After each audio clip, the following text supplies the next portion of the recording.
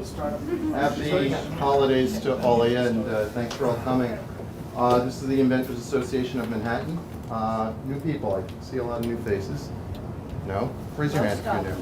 Yeah, oh, great. I was here once, a couple of years ago. Okay, Yeah. so, well, that's sort of new. And so I feel new. Renew. I'm renewed. In the spirit, in the season of renewal. So we are all about education and empowerment for inventors, startups, and businesses of all kinds. So welcome. I hope you'll get some valuable information tonight. We are always meeting generally on the second Monday of the month, except for this month we are meeting the third Monday because of Passover last week. Our meeting tonight is similar to most meetings where we'll start with a speaker or speakers with a topic of interest to you. And then probably around 8 o'clock or so we'll take a break, and then we'll come back and do pitching panel, which is our version of Shark Tank. But without the money, the drama, or the billionaire egos. And that's always very interesting. We have a panel of experts who will provide constructive criticism or constructive critiquing to the presenter, basically for the purposes of feedback and exposure to help them advance their idea, their product, what have you. And thank you, Jürgen, for volunteering for that. So tonight, well, first of all, the IAM is supported by various professional members, a couple of which are here this evening. Our newest of which is Justin Esker, and I'd like Justin to stand up, please, maybe give a hello. Hi. Dad. What does Justin do? Everything and anything. No, that? Yeah, please, Sure, go ahead. By day, I'm an Apple consultant, so if you have a Mac, I can fix it for you. By night, I'm a software developer. We have an app called Sign My Pad. It's a PDF signature application for iOS, Android, and Windows. And then I am recently an author, self-published a book in which I interviewed Bruce for it. It's up on Amazon called Capitalizing on Your Idea, how to take any idea to fruition. And I use apps as a platform, but it really helps anybody take any concept and build it yourself, find out how to get it built using outsourcing and marketing and such. Make some money on it. That's it. Well, That's what I thank you, do. Justin, and welcome. Thank you. For supporting us. We're also graciously hosted by Troutman Sanders, the law firm whose space we're in, and we have a representative from Troutman here, Catherine. If you'd like to say hello and just explain a little about what you do. My name is Catherine Harabar. I'm an associate here at Troutman Sanders. We're basically a general practice firm with kind of a growing IP group. My personal background is in biomedical engineering, and then I work in our patent prosecution IP group. But I mean, if anyone has any questions at all about our IP services, please feel free to speak to me about it, whether patent or anything else. We do a lot of work. Thank you. And we're also very fortunate we have a special visitor, gentleman Jesus Goya, who is on temporary leave from the European Patent Office. So he brings a very valuable perspective to us on what goes on in European patents. I don't know if you want to say hello or... Yeah, hello to everyone. So as Bruce said, I work for the EPO, the European Patent Office, and I'm here as a partner for a year. So as well as the other colleague said, if you have any question on the European patent law, I'm glad to help. Thank you, Jesus. And with that, I don't think I missed anyone. With that, we'll get into the presentation, which is why you're here. And crowdfunding, which is a topic a couple of months ago I asked the audience, what sort of things would you like to hear more about? And crowdfunding is something that seems to be on people's lips all the time. And there's this mix-up, I find, that there's crowdfunding for reward, which is what exists now, and that's what Clay, our speaker, will be talking about, as well as, oh, well, I want to start my company and raise money, which is crowdfunding for equity or potentially debt. And that's what Kim is here for. And I think bringing in both these expert speakers, and we're very fortunate to have them both, will help untangle some of the myths, the misperceptions, help educate you on some best practices for crowdfunding, and you guys can be the experts in your cocktail parties or wherever else you're hanging out. So with that, I'd like to have Clay speak, and then Kim will speak, and we'll be very interactive. If you have a valuable question, please feel free to ask, raise your hand, and we'll try and get to everyone over the course of the evening. Thank you, Clay. Thanks, Bruce.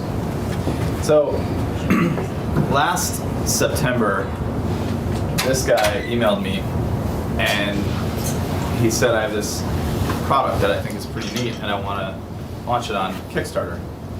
And I've helped a whole bunch of people with Kickstarter and Indiegogo projects, and he said, I'd really like your expertise. But I get about 2 or 3 emails like this a day, and I don't have time to meet with everybody. But I looked at this guy's profile online, had a really neat company, Lee Miller Creative. He does branding for big clients. So I said, he's got his stuff together, let's have coffee and figure this out. So this was September 26th of last year. And we walked through, he told me about his product, and I said, you know, what does the marketing plan look like? How many emails have you collected? And he said, emails. Why do I need emails? And I said, well, it's a great way to, you know, collect interest about your project before you launch. So we talked about a landing page, and he was furiously taking notes and riffing through his moleskin. And fast forward to today, Lee launched his project earlier today at 11:30 this morning on Kickstarter, and right now, as of 10 minutes ago, he's got 613 backers, and he's raised $62,387 on a $30,000 goal. So he's 200% of his goal about 7 hours into his campaign, and he's got the rest of the 32 days to go. And by the way, Clay, I mean, this is interesting. About a half hour you were setting up, and that number was 58,000. Yeah. I mean, so that's pretty wild. Yeah, this is ticking up, you know, as you can imagine, if he launched a little before noon today, you know, and now he's at 62,000. What's his product? His product is called CrowdBureau. I'll get into it a little bit more later, but basically it's a product that allows, the headline is important too, because we'll talk about titles and the importance of titles. The title is CrowdBureau, play with your cat even when you're not home. So the idea is you leave your home, you go across town, or you go to the suburbs to go to work, and your cat is, you know, home alone. It looks kind of like a lava lamp with a laser, and it makes a sound, and you can run it all with your mobile app from your desk at work. You can run the laser on the floor, you can feed treats to your cat, everything else. So it's a really neat, novel product, but 5 months ago in September, last September, he was about to launch in about a month. And then we looked at his marketing plan and he didn't have it. He said, you really think I need to wait that long? You know, before I launch, I really want to get this out there, I want to get it going. And I said, you've got a really great product here. If we do the marketing right, I pretty much told him this is what will happen. And so it was exciting today, and I was glad at the timing of this meeting that we could talk about this. So I've got a whole ton of slides. I'm going to go fast, but if you have any question, raise your hand. I'll call on any of you. Please stop me. But otherwise, I'm going to go pretty fast. And if you have any question, you don't have to take notes on everything. I'll send Bruce an outline to distribute after this. So right now, CrowdBureau is on Kickstarter's #1 feature of New York, and they were on Popular in the car ride over here. So the point here is not, this just happened after he was at 58,000. So the point here is not how to know somebody at Kickstarter and try to get featured, because that will get you on the Popular page. It's the other way around. It's do everything right to get something that's going like that, and those are the ones that Kickstarter wants to feature. So I've helped about 45 entrepreneurs raise a little over 4.3 million on Kickstarter, Indiegogo, and a couple other platforms, but probably 70% Kickstarter and about 30% Indiegogo. And that's the landing page for my course. So real quick, I think everyone is familiar with crowdfunding in the industry and some numbers, but I just want to buzz through these really quick. So Kickstarter alone, last year, these are 2013 stats, 3 million people contributed over $480 million on just Kickstarter. That is 1.3 million a day, or $913 a minute, and it's even higher now. I think it's about $1,000 a minute now. So there's a lot of people on the platform contributing a lot of money. People from 214 countries and all 7 continents, including Antarctica, have backed a Kickstarter project. The crowdfunding industry itself has tripled over the last 3 years to $5.1 billion. And that is rewards based, and like Kim's going to talk about, equity is going to blow that up even more. So the industry is going really, really fast, getting really huge, and going to be even bigger with equity. So a little bit of crowdfunding 101, I'll go fast. There is a difference between crowdfunding and crowdsourcing. This is, even among people who've done crowdfunding projects before, I still hear this term misused. So just to be really clear, and like Bruce said, to sound smart at cocktail parties, crowdsourcing is what it sounds like, the sourcing of anything from a crowd. So Wikipedia is a crowdsourced online encyclopedia. It's sourced from a crowd, and it's information and descriptions of the words that are on Wikipedia. You can crowdsource almost anything. You can crowdsource design, you can crowdsource ideas. Crowdfunding is a subset of crowdsourcing. It's the crowdsourcing of funds, of money. So there's the clear definition on that, because people say, oh, I crowdsourced my Kideo project, and that's not accurate, it's crowdfunding. So there's two types of crowdfunding, like Bruce said, rewards-based, which I'm going to talk about, and then equity-based, which Kim is going to talk about. So before we talk about tactics and actual funding, I want to talk about your real goal, because a lot of you are inventors, and the goal is not $32,000 or $54,000. Your real goal is something bigger than that, right? The funds are just a means to an end. There's a lot of reasons to do crowdfunding other than just the funds, and if you look at any project, there's some larger goal above that. It could be market validation. Does the market really want this thing that I'm going to create? It could be tribe building. It could be finding your first 100 or 1,000 customers, because crowdfunding is actually really, really good for that if you execute the marketing well. Think about Lee. He's collected a whole bunch of emails before this, but not all of them gave him money. Now he's going to have his first 1,000 customers today. Just exposure, right? Press. The press likes to pick up on successful crowdfunding projects. We'll talk a little bit about that later. But exposure could lead to outside investment from VCs, angels, etc. There's lots of crowdfunding projects that went to every VC in the Valley, and they turned them down, and then they raised money on Kickstarter, and now the VCs are calling up the entrepreneur trying to invest. So crowdfunding is an amplifier of what you're already doing. If your product is not interesting, or it's boring, or it's poorly marketed, or the design doesn't look good, crowdfunding is not going to save you. But if your product is interesting, like Kideo, and then you design everything well and do the marketing well, crowdfunding will amplify that and turn it into funds. Clay, I'm Yeah, sorry. sure. I actually had a crowdfunding project. Okay. It was not successful, so I'm going to ask you about it. But Sure. But have you done studies about demographic? Because my product was specifically geared towards women. Yep. And I knew in advance of this that I was going to have difficulty.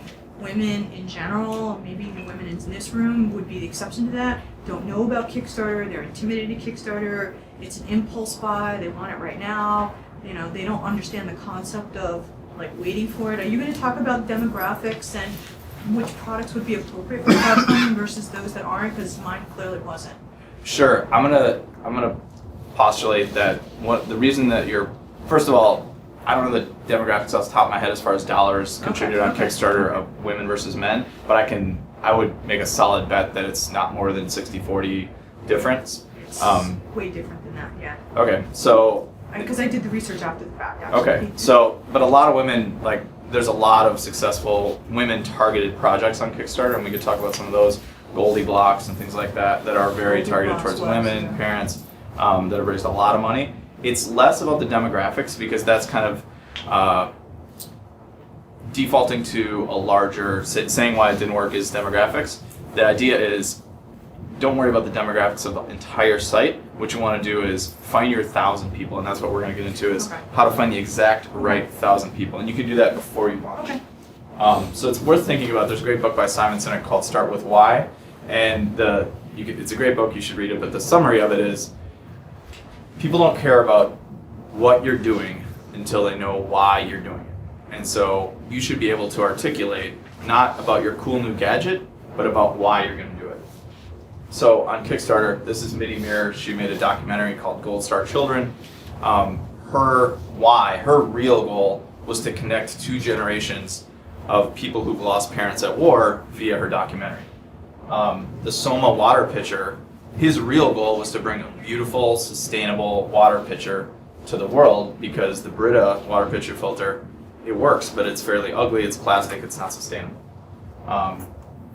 Hannah, David Allner in New York here, a music industry executive, sort of semi-retired, discovered cooking late in life, loved it, and he wanted to bring his love of cooking to more people like him, And so he built a really cool iPad app that puts the video right next to the recipe and funded on Kickstarter. Jake Brownstein he's probably the king of Kickstarter in New York. He's done 4 successful projects, including one over $1 million, just selling one product called the 10-year hoodie. We'll talk more about Jake in a little bit. So one question I get a lot is, should I use Kickstarter or Indiegogo? And it's a good question, but it's not the most important thing you should be worried about, because the short answer is both will work. What I tell people is, if your project is a fit for Kickstarter, I haven't seen many reasons why not to use Kickstarter. Kickstarter in general is much more restrictive in their guidelines and approval than Indiegogo is. It's about meeting their guidelines. It's not about taste and curation. They don't say we think we want that project in the world, but we don't want that one. They just have these published guidelines on their site, and they say what they do approve and don't approve. Kickstarter has more organic traffic, more projects funded, and way more total funds raised. But Indiegogo approves and allows a lot broader range of things.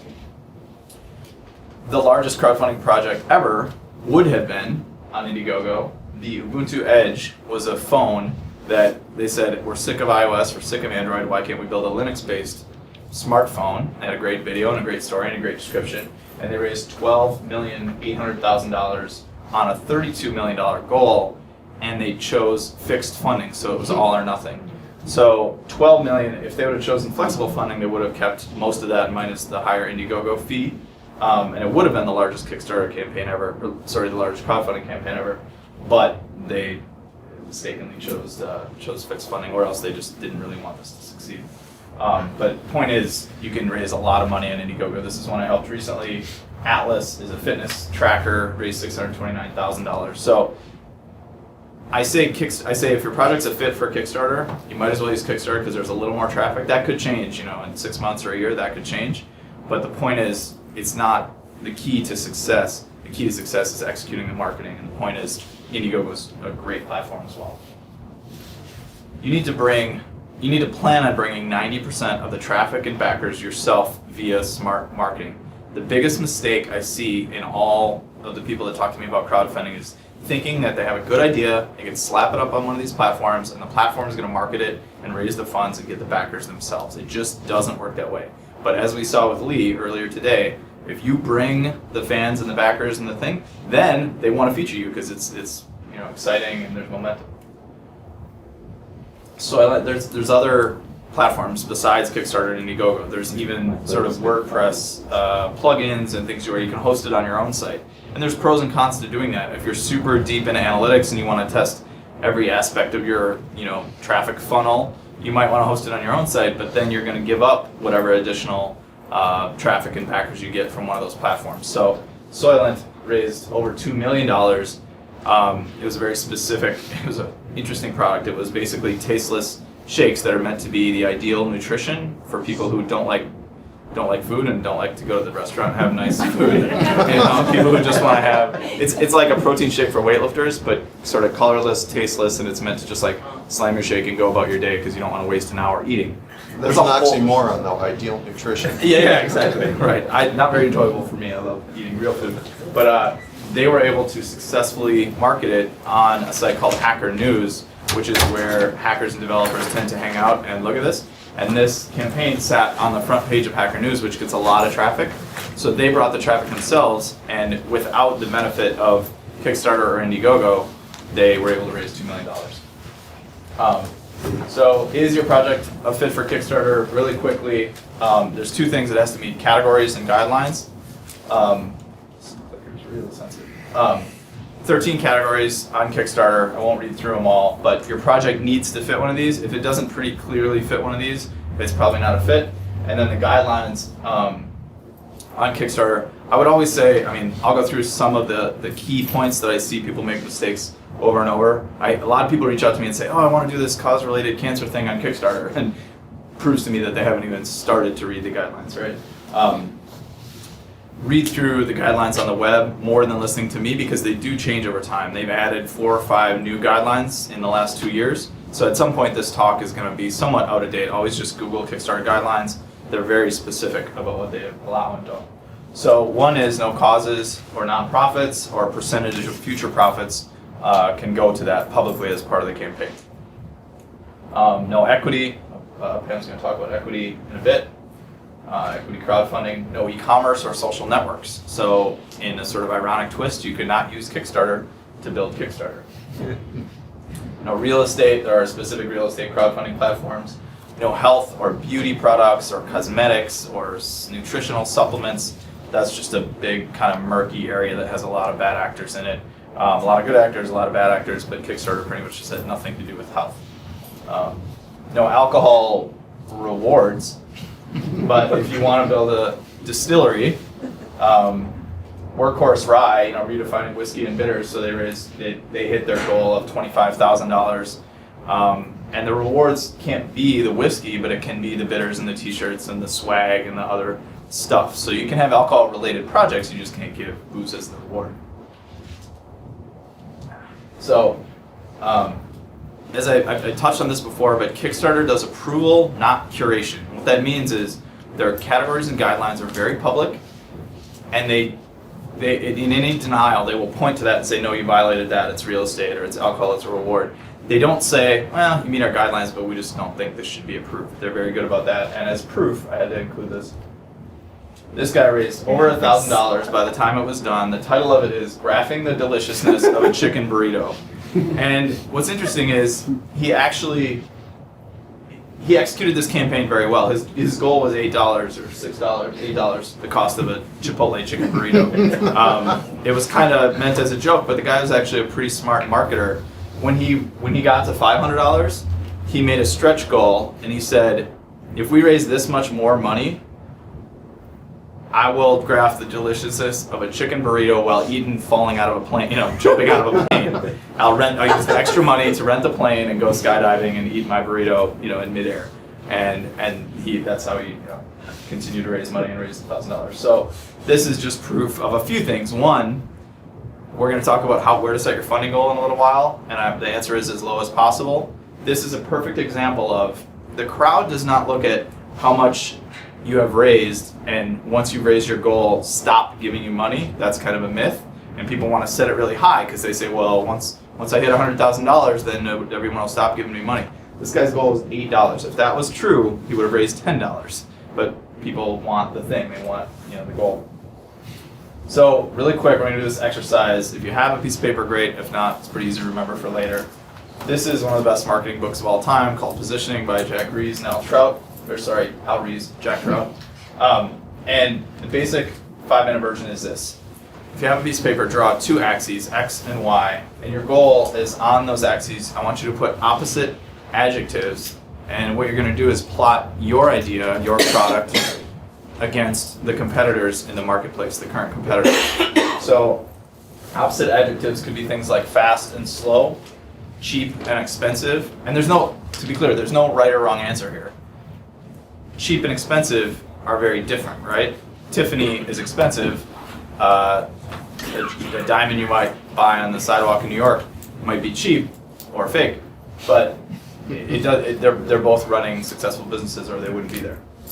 Could be exclusive or open, disposable or durable. We'll walk through some examples here. So expensive and inexpensive, and then exclusive and open.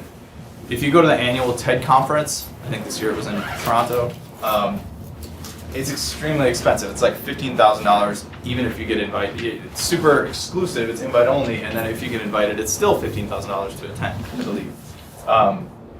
Versus open and inexpensive here, right? This is as long as you're in the city and you can get a hold of Bruce and pay the fee, it's relatively inexpensive. So this is an example. If you were in the event space, you might draw those axes.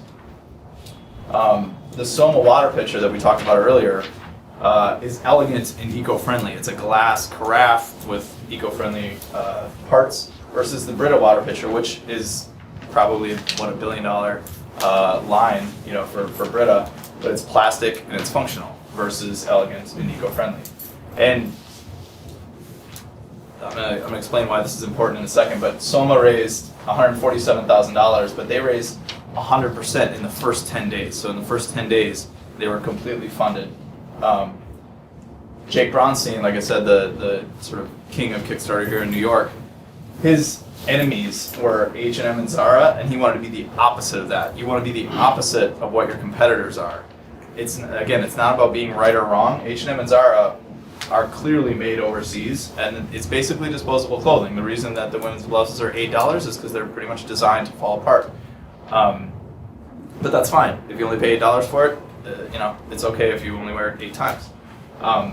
Jake wanted to rally against that, so his video, and you'll see, I have the slide here. He raised $1 million selling a 10-year hoodie that was the antithesis of H&M and Zara. It was durable, it was going to last long, etc. The important part about this is the things that you end up naming your axes that describe your company and put yourself in your own quadrant will inform the video and the copy. It's what the press and the bloggers are going to use to talk about you. It's basically why you're different. The book Positioning is all about there's only one spot in a customer's mind that you can own. For a long time in cars, Volvo owned the word safety. If you asked any group of people, what's the safest car on the road, the whole room would say Volvo. So they owned safety in your mind. You want to figure out what to own, because if you look at this is Soma Water. So when Fast Company writes about them, they don't say it's neat or it's clever, they say it's purer than pure, more elegant than Brita. Well, those are the kind of adjectives that Mike wanted to use to differentiate Soma from that. So it helps you talk about it, it helps the press and the bloggers talk about it. So how do you guarantee success? The most important thing, and we talked about this with Lee, build a passionate tribe ahead of time. I don't have a slide for MacGyver, but I probably should. I talk about MacGyver, the show. He would always defuse the bomb at the end of the show, right? There was 2 minutes left, and then he found the problem, found the bomb, and he had 30 seconds to cut the red wire or the blue wire.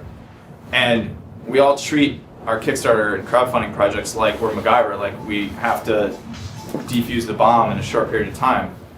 But what we saw with Lee Miller and Kitio is for 5 months you can stick the net in the river and you're going to catch a few fish and collect emails and find the interested people. You can do all your marketing. What if MacGyver had 6 months to defuse the bomb? That would be a lot easier. It wouldn't make for a very exciting show, but that's not the point. You guys are trying to get your projects funded.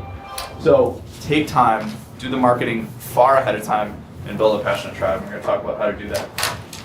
Start today. Your homework, if you guys are willing, if you have an idea and you want, if you have a specific idea or product that you want to do crowdfunding on, your homework, if you choose to accept it, or by next time you come here, is to have a landing page that can collect emails of interested people. Because all you need is 1,000 true fans. So this goes to the demographic piece. Your job is not to figure out the demographics or find out which, Kickstarter or Indiegogo. That's not the point. The point is, who are the 1,000 people that care about my Kitio, product, or care about the Soma Water pitcher, or care about the Atlas fitness watch? Because the most important thing is think of 1,000 people and forget everyone else. You're not trying to build Microsoft in a month. You're trying to get funding for your project. And if you look at a bunch of successful Kickstarter projects, they only have 1,000 backers. So find the sub-tribes. So back to Pana, the iPad cooking app. Think about what are his sub-tribes. Foodies, food bloggers, cooking show fans, iPad app early adopters. Yeah? You said you're not trying to build a Microsoft, but what if you are trying to build a Microsoft? I said you're not trying to build a Microsoft in a month. And if you are trying to build a Microsoft in a month, I probably can't help it. I mean, a company that size in a month, right? I mean, if you're trying to build a Microsoft eventually, I still think this is the right place to start. You want your first 10 rabid fans, and then your first 100, and then your first 1,000. My point is, it only takes 1,000 to get most crowdfunding projects successfully funded. Not into the millions of dollars level, but for most projects that I've worked with, if you look at the number of backers, even Lee Miller, he's only got 600 some already. He's got them all today, but he's hit 200% of his goal with only 600 backers. So that's the exercise, is to stop thinking at the, how do I get in the New York Times level, and more thinking about how do I get 1,000 people one at a time.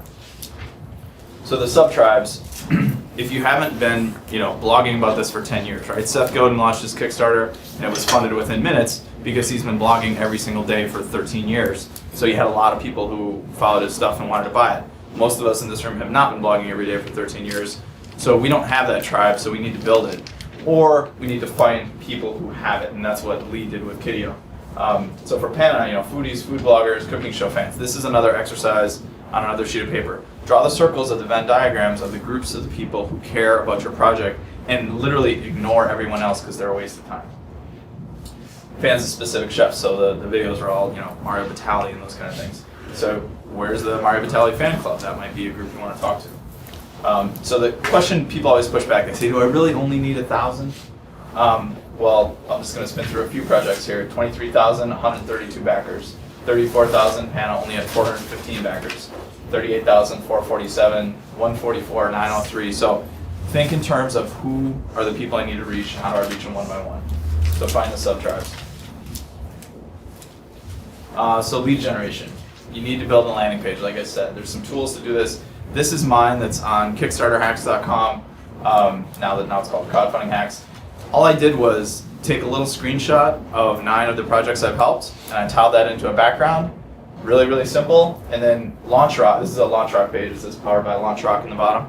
That's a really simple, free, easy landing page creator. If you have an image that represents your project, and you can have a title, subheadline, or title and a headline and a couple sentences of text, you can have a landing page tonight.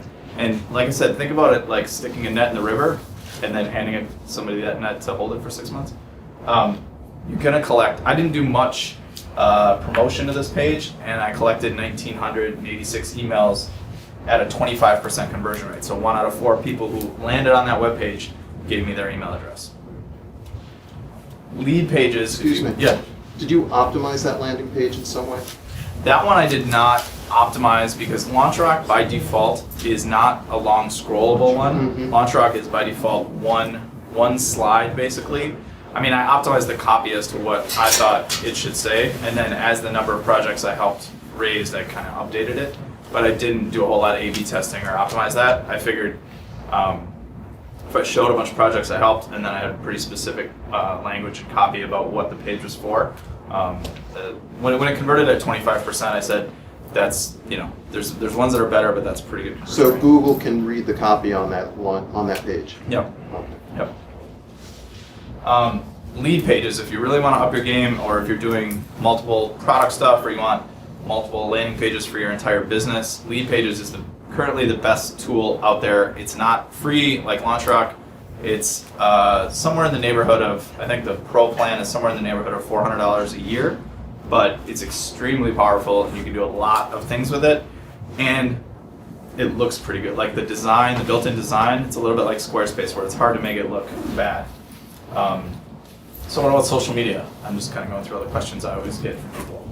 So in order, and this is a flipped order from what most people think. Most people think, a lot of people reach out to me and they say, oh, but I have 2,000 Twitter followers and I have 10,000 Facebook likes. Almost none of that matters. Like, it's better than nothing, but emails are way more important than both. So in order of priority, it's really email, email, email, and then Facebook and Twitter. When you say email, that's you sending out or them giving you the direct contact to get to them later? Is that So I'm going to back up a little bit. That's a great question. And sorry if it wasn't clear. So this is the landing page for my crowdfunding hacks. Like I said, I didn't promote it super heavily, but when people found it, it was the proven crowdfunding system that helped over 40 projects raise $4 million. Enter your email. So I'm collecting their emails. And then I see. Today, I launched my blog to 1,900 people. What you want, and more importantly, Lee launched his Kickstarter project to 13,000 people because he had a really great landing page. I see. People wait too long to do this step, and that's why I kind of said your homework is to do it tonight. Because think about just a trickle, right? If you get 5 emails a day, that's 150 a month, that's 450 in 3 months, and that's probably enough to get your project funded. The other thing you can do, and we'll get to this in a little bit, use this to test things like paid ads, things like other traffic, right, and get on other people's lists. You send them here, and if nobody signs up, if I wasn't at 25%, if it was 0.25%, something was wrong. But at least I found out something was wrong before I launched on Kickstarter. So it's like Kickstarter's validation of your company and your product and your idea. Your landing page can be validation of your Kickstarter project or crowdfunding project. Yeah. So the domain, Yep. that's associated with the domain name, and that was crowdfundinghacks.com? Yep. Is that more? Okay. Yep. The domain name was my question also. Sure. We already have a website about your product. you know, what do you name? What was the name of the other?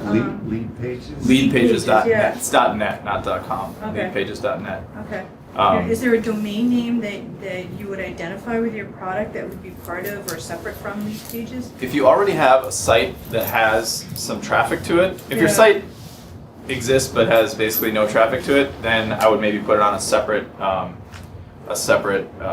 domain name. But if your site does have some traffic and for a period of time you want to direct that traffic to sign up, you can integrate.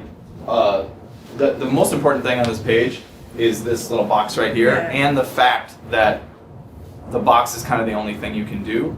The problem with turning one of your existing sites into a landing page, there's too many other things they Yeah, can do. that's They what can we click found off to out. Twitter, they're one click away from YouTube and cat videos and Video. whatever, Yeah. right?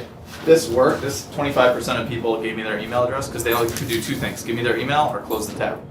So that's why LaunchRock and lead pages are good for folks. Yeah, well, we found that problem too, because the website has all this stuff on there, Yeah. videos, blogs, and all that kind of stuff.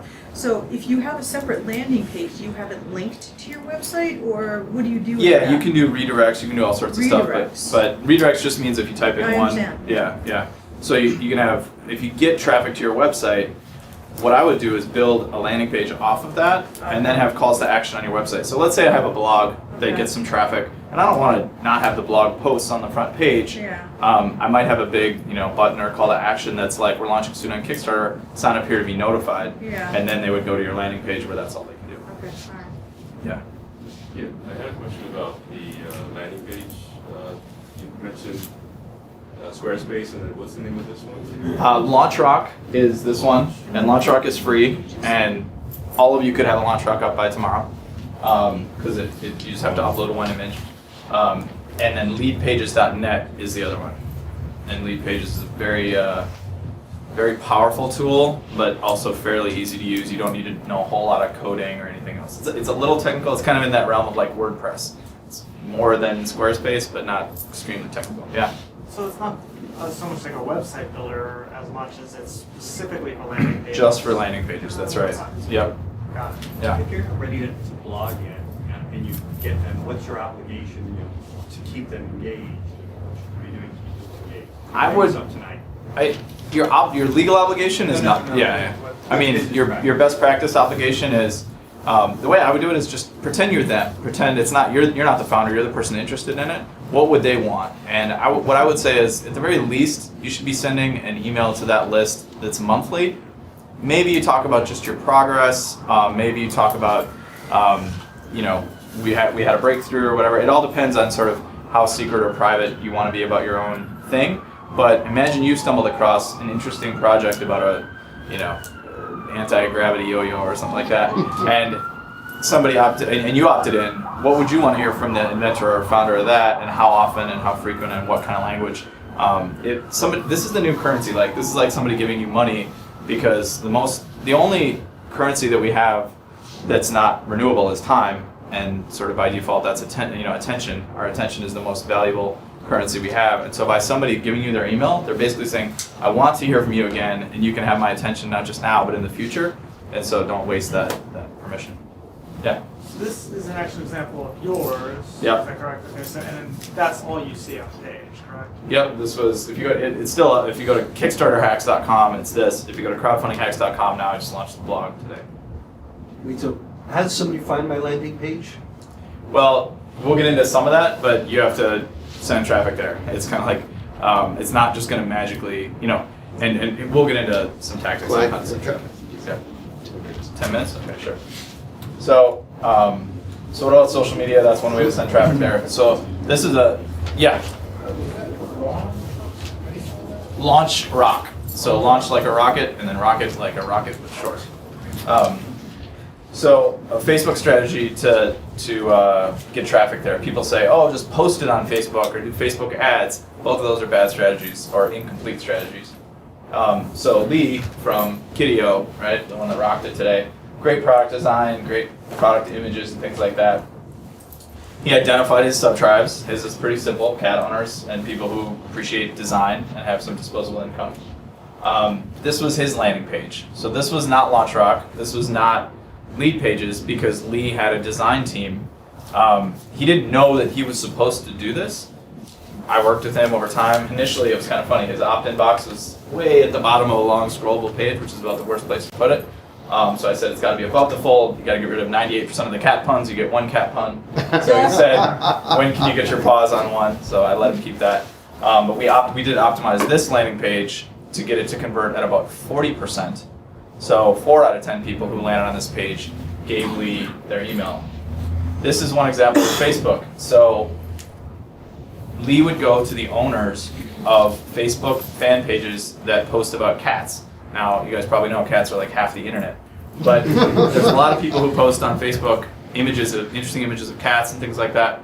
So he would go to the owners of those pages who probably have never made a dime from their Facebook pages, just a labor of love. I post interesting pictures of cats. And he said, 1, here's this new product I'm building. I think it's interesting. I hope you think it's interesting. I have yet to meet a cat lover who doesn't think this is a cool product. They said, wow, that's awesome. He said, here's the deal. I'll give you $50 to post about it, and I'll put another $50 or $100 behind it to boost it. So, quick Facebook lesson, if you have 100,000 Facebook likes, Facebook shows your content to a few hundred people unless they really like and share and engage with it, then they'll show it to more. The other way to get them to show it to more is to pay them. So that's called boosting it or promoting a post. So knowing that, Lee promoted it, and then he gets to see, maybe 50,000 of the 100,000 fans of that page actually saw the post. It's a really well-designed Facebook post showing the product. You can see 351 shares, 1,167 likes. Most importantly, it converted to emails, because he's never going to see those likes or those people again. It's not even his Facebook page. It's not his tribe, but he was able to convert them to email. Once he's got their email, he can talk to them.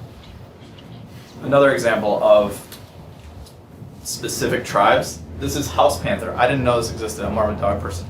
The premier online magazine for design-conscious cat people. It's like Design Within Reach for cat stuff. So if you have a product, you have to find the niche sites. For any product, there's a niche blog or website. So he built up over 13,000 emails since last September when we had the first coffee meeting using all these tactics. And his cost per email, because he had to pay the people to post it, he tried a bunch of other stuff. His cost per email was somewhere in the neighborhood of 50 cents. So not an insignificant investment in this, but I think as you can see, those people are converting to dollars on Kickstarter. Really highly targeted. They weren't opting into a general, I like to talk about cats. The product was right there. You saw his landing page. So projects get funded before they launch.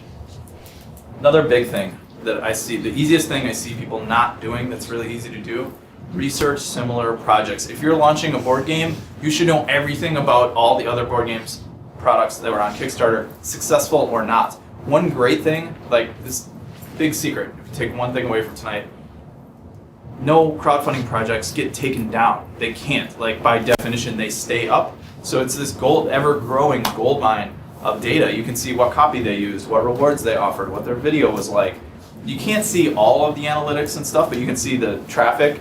You can see how many social shares there were. And if you look at the best ones that really have a lot of shares, and a lot of traffic, and a lot of backers, you can reverse engineer what they did and start by focusing on the ones in your niche. So pretend like you're posting your project on Kickstarter, Indiegogo, in whatever category and subcategory you're in. Research the heck out of that little sub genre. Couple little hacks and we'll wrap it up. So the Google image hack, most people don't know this, but you can search Google not just by text, but by images. So I'll show you a quick example here with Kidio. If you upload that image, which was Kidio's kind of main image they used throughout the pre-campaign, through the campaign.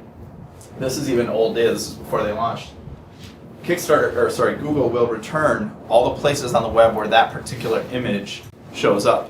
So the way that you use this, along with the prior tip of research similar projects are, so this is a wallet called the Tight Wallet that I got on Kickstarter. It's got elastic and it's nice and small and thin or whatever. But if I was going to launch this, I would search wallet on Kickstarter. I would search, every related project. Then save the images from those projects, ideally the successful ones, and then upload them to the Google image search, and they'll show you, wallet-blog.com, all these sites that talked about similar projects are predisposed to potentially talk about yours. So, be careful when you reach out to them, and you should be nice to them and say, really loved your coverage of the Tight Wallet. I'm actually launching something soon on Kickstarter, or I just launched something. So it will give you the list of blogs that have covered similar projects. Does that make sense to everyone? Yeah. That's the same image that's used at the Kickstarter project, right? Yeah. Is that a 3D rendering? No, he had a prototype. I don't know if this particular image, like where they were at in the design process. Yeah, you're not supposed to use renderings, right? Well, before, you can use renderings up until you submit your Kickstarter project for approval. So this was probably months ago, and he submitted for approval a couple weeks ago. So by then he had a prototype and he could show it to him. But that's a good point. So how much should you raise? As little as possible, because the raise becomes the story. Kideo and Lee wanted to raise $100,000. They actually wanted more, but they were willing to go down to $100,000. I said, no, you need to go down to 30, because now, think about the story that the press can write, even right now, 200% funded in 6 hours, right? That's the big press story. But if they were $100,000, it would be, we're not funded yet. Oh, funded in 2 days. Well, funded in 45 minutes is cooler than funded in 2 days. Yeah. Are you saying set the target fund as low as possible? Or are you saying cap the potential? The first one. Set the target as low as possible. Don't lose money. Like, I don't want anyone to end up homeless and come looking for me because I told you to set your goal too low. But figure out what you need, and figure out your break even, and then say, okay, how much do I need to do? But nobody gets rich off of Kickstarter projects. So if you really want to back to the real goal, if you want to bring your project to the world, what's the minimum you need? And then go with that, because like I said, the crowd is not trying to help you get to some 26.2 finish line. The crowd wants the thing. Like, these people they're not donating because they like Lee. They want a Kideo, and they're going to continue to donate long after $30,000. Examples: Night in the Woods blows past their funding goal. Stone Watches from Lexel raises over 400% of their goal. Does it say in the headline that their goal was only X? I don't even know what their goal was. How this fashion startup beat their Kickstarter goal in 4 hours. So these become the press stories. So set it artificially low, as much as you need, but no more. Yeah, well, that was my question. Is you need 60,000, and you can't deliver one thing on your project without 60,000. Yeah, then set it at 60,000. Yeah, okay. Yep. Don't forget fees. Kickstarter takes 5%. Amazon takes 3.5%. Indiegogo has more flexible. There's 2 options there. How long should it run? 30 days, ideally, because it's short enough that it creates urgency. Lots of times at 60 days, people will close the tab thinking they're going to come back to it, and they never do. So 30 is the recommended, and that's what all the Kickstarter data says. Really quick, I'm going to do the Twitter strategy. People use Twitter wrong. They think if they're going to tweet to their 427 followers, that's going to result in backers. It actually doesn't. Anyone recognize this guy? Most of it. I didn't know until I knew him. His name's Gary Goldstein. He's the producer of a movie we've probably all seen called Pretty Woman. Gary was doing a very small Kickstarter project for struggling, aspiring filmmakers in Hollywood, screenwriters.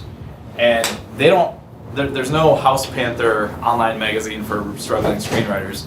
So Gary didn't have blogs he could go to, but I did a Twitter search, and the word screenplay is mentioned about every few minutes on Twitter. So if you go to search.twitter.com, I typed in the word screenplay.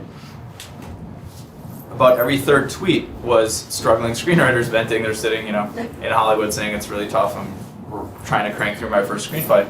And Gary's book was just like, here's how Hollywood works. A simple guide to that. So that's how he could reach those people. So what he did is we updated his Twitter bio to say who he was, film producer, because nobody knows who Gary W. Goldstein is. Nobody knew the name, but producer of Pretty Woman, etc. So then most people, when they get a new follower on Twitter, get the email notification of that new follower. So their first reaction is, who the heck is Gary W. Goldstein? Their second reaction is, oh my God, honey, the producer of Pretty Woman's not following me on Twitter. And then they see the rest of his bio, check out my Kickstarter, they click through, and then that helped him raise the $12,000 goal. So that's the way to use Twitter, not just tweet to your people. And it created all these really cool conversations, and Gary didn't just spam them and leave. He weighed in, had conversations, etc. So why do projects fail? It's either traffic or conversion. There's projects that get plenty of traffic, but because their pricing is all out of whack, they don't get the conversion. And then there's projects that get great conversion, but they just don't do any press and don't know how to get there. Perfect title, play with your cat even when you're not home. The simple way to think about the perfect title is if it's tweeted or posted on Facebook, if it had to stand alone, would the person understand what they're clicking on? So just think about it that way. How people view projects. The title sells the video. The first 5 seconds of the video sells the rest of the video. Try to keep your video under 3 minutes, ideally under 2 minutes. Then they look over here and they say, are they going to get funded? Because I'm not going to waste my time and donate. And then their eyes go down to the rewards. So pricing your rewards, the key thing is below MSRP. If I can buy Malcolm Gladwell's Kindle ebook for $9.99, I'm not going to pay $14 for yours because you're not Malcolm Gladwell. So whatever MSRP is, manufacturer's suggested retail price for your product, if it was in the store, whatever it would be sold for, you need to charge less than that because there's fulfillment risk. The Pebble Watch didn't arrive until a year after some people wanted it when they ordered it. If you order from Amazon or Zappos, or you walk into a bodega and get a soda in New York, there's no fulfillment risk. Like, you're going to get what you paid for, and you're going to get it soon. On Kickstarter, you don't know when you're going to get it, and it might never come. So you need to compensate those people for fulfillment risk. Spend through some of these digital rewards first. If you have things like PDFs or videos or ebooks or things that are easy to fulfill digitally, you just send them a Dropbox link and they can download it. Those should be the first few rewards. You don't want to say, oh, for $1 I'll mail you a postcard, because then you got to collect everybody's address. You want to create a slippery funnel. You want every level to look better than the level above it, and then funnel them down to a no-brainer level. So this is Seth Godin's $76. He had 233 backers. At $111, red in all caps, it says the no-brainer option, your best buy. That's because on Kickstarter, there's no way to say, here's a call to action, here's a big orange button, this is the one you want, so you have to do it with pricing and with copy. On Indiegogo, they actually do allow you to do that now. This is a new feature. I don't know, maybe they heard about the no-brainer option. But you can say this is the featured level, and they'll put a green or a turquoise featured box there. Video is critical. You got a storytelling in your video. How long? Under 3 minutes for sure, under 2 minutes ideally. Look at Jake Bronstein's videos. He tells an amazing story, and all under 2 minutes. The key elements are who you are, why you're doing this, what the problem is, what problem are you solving, because people want solutions to their problems, what the solution is, and explain the product. Most people just start talking about the product before teeing that up. What's the progress to date? When did you think of it? What have you done to date? Because people don't want to back on Kickstarter if you haven't done anything on your own. Why are you here on Kickstarter? Oh, we're almost done. We got the production, everything else. We just need the molds and the dies to finish production or whatever. What's the money going to go towards? And then the call to action. People do this too. They just tail off at the end. Say, so please, will you join us in da da da da. Last thing, bartender trick. Stuff the jar ahead of time. I don't know if anyone else has ever worked in a small town bar as a bartender, but the best thing to do is put 20 of your own singles in the fishbowl before anyone enters the bar, because then when they order a rum and coke, they say, oh, there's 20 singles in the bar, that's what you're supposed to do, and they put money in. Same thing on Kickstarter. Like, Lee was successful today, but if you have a rich uncle, if someone's going to give you $1,000, have them do it right away, because it helps with momentum and it gives confidence for later backers. A couple stats: if you raise 25% the first week, you're 5 times more likely to get funded.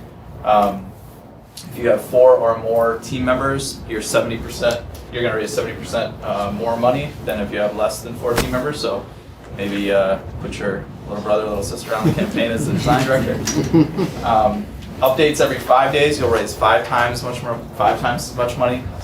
Backers want updates. They just gave you money for something they might never see, so they want to hear from you. Don't think that you're bothering them. Once they've contributed, you should be in touch with them. I say, at the very least, once a week, and then ideally also at big funding milestones. So if you hit $100,000 or if you hit your goal, it's great to do an update and just thank the backers. You can do public updates or backer-only updates. Couple sites and tools. Muckrack is great for finding press, finding people to talk about things.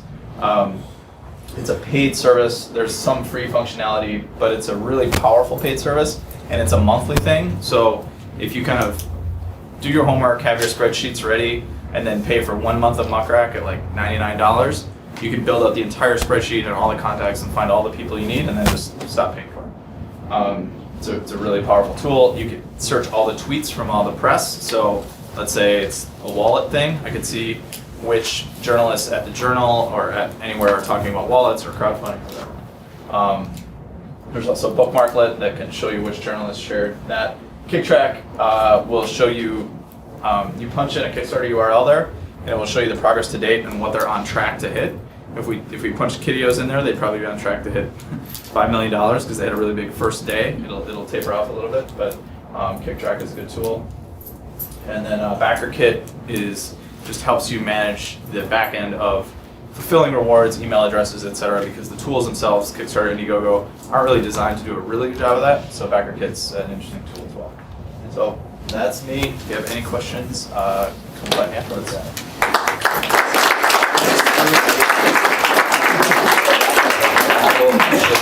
Thank you, Clay. That was a phenomenal presentation. I think we could have done another 30 minutes or so, but I hope that gave you all a good overview of how to do it. And I think one of the things you said that's very important is Kim sets up. And if any of you were here for any of our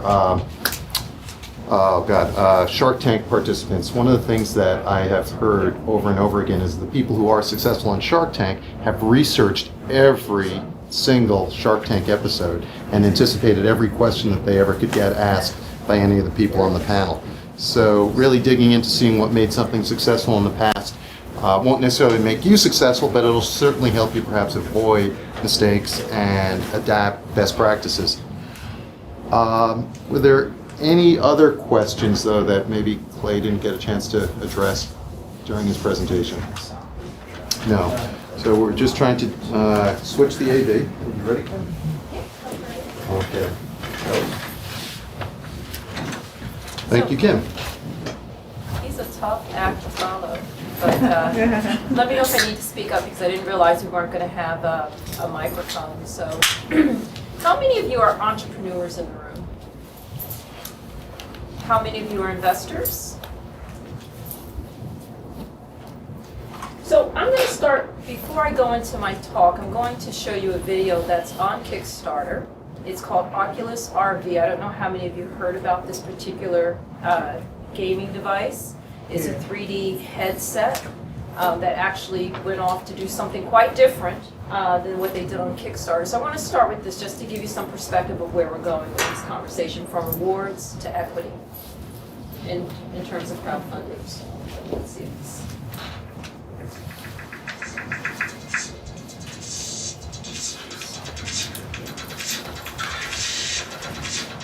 My name is Palmer Lucky, and I'm a virtual reality enthusiast and the designer of the Rift.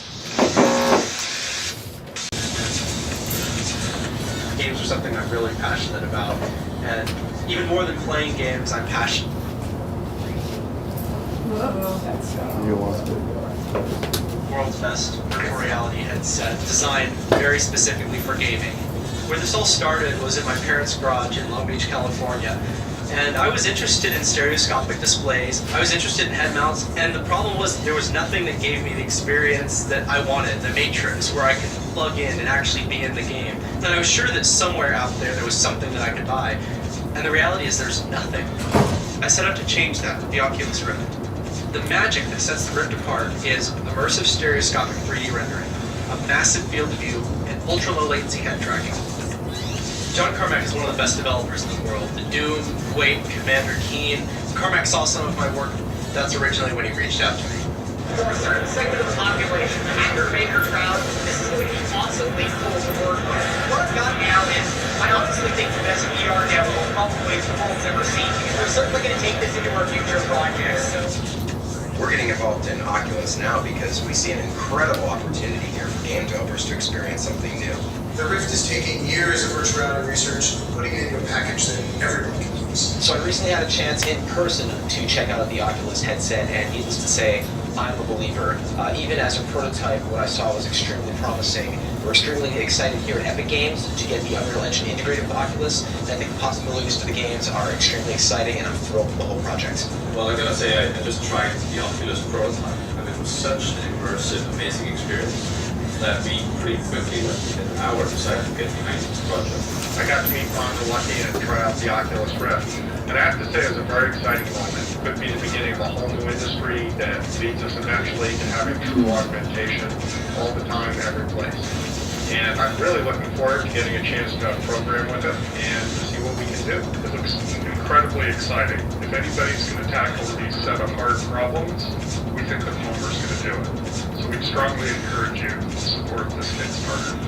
In the past, I've looked at these VR headsets and head-mounted displays, and this is the first one that I've seen that I was truly impressed with. There's a lot of great head-mounted displays out there, but they're all really, really expensive, up to over $100,000. What the Rift does is it makes a high-end virtual reality experience available to the average gamer.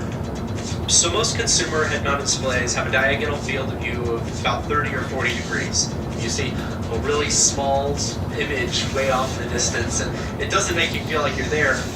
With the Oculus Rift, you get a diagonal field of view of 110 degrees. That means you're not looking at a screen anymore. You actually feel like you're inside of the world.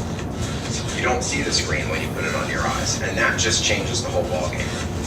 One of the biggest problems with virtual reality up to this point is latency. The benefit of the Rift is that it's designed to be really, really low latency.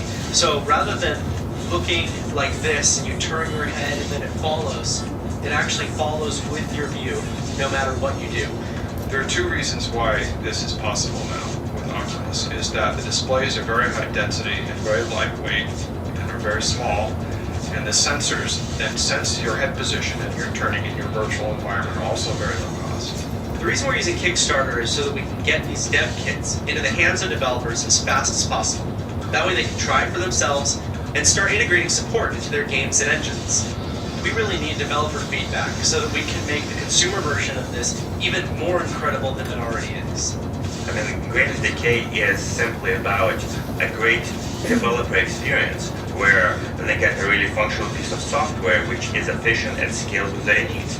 So for indie developers, doing this Kickstarter, really getting it out there early, not waiting till we have a consumer version, allows them to get started as well.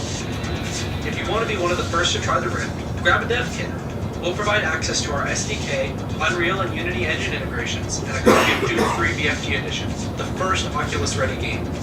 So join the revolution, make a pledge, and help us change gaming forever.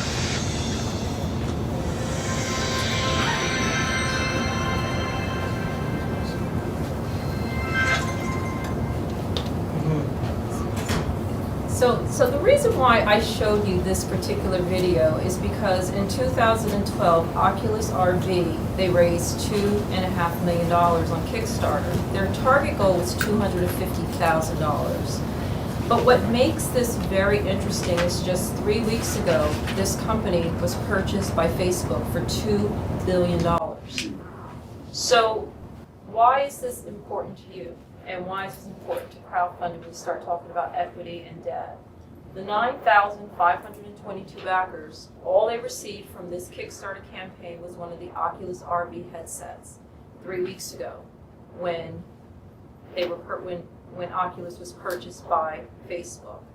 When you look at equity-based crowdfunding, okay, instead of looking at something like Kickstarter, equity-based crowdfunding allows you to actually invest in the company or invest in the product. So what you're going to get is shares or securities within that particular company or product in which you're purchasing.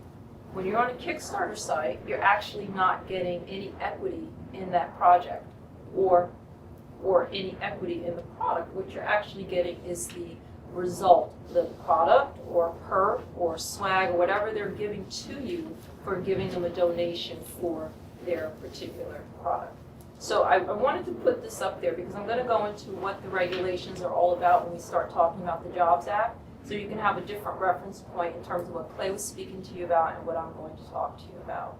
So before I get started, are there any questions about this particular campaign and where we're headed? Yes. No. So back in April 5th, 2012, the Jobs Act was signed into legislation. So the Jobs Act is the Jumpstart Our Business Startups Act. And what is that?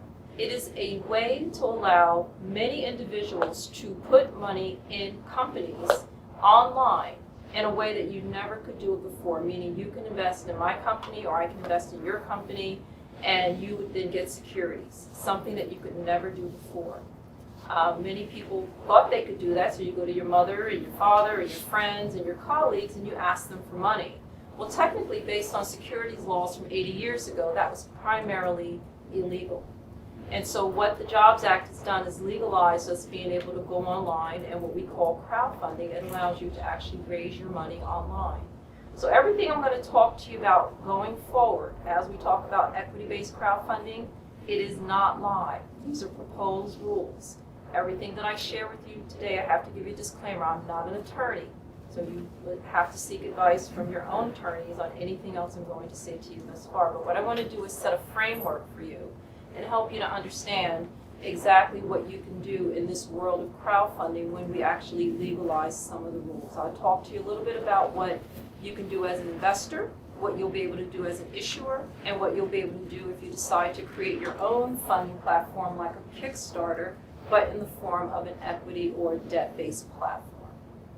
So let's start with just the Jobs Act in terms of its overall framework. The Jobs Act has 7 different titles.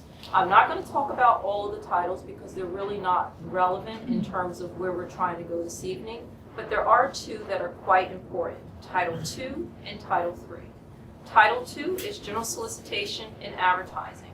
So what does that allow you to do?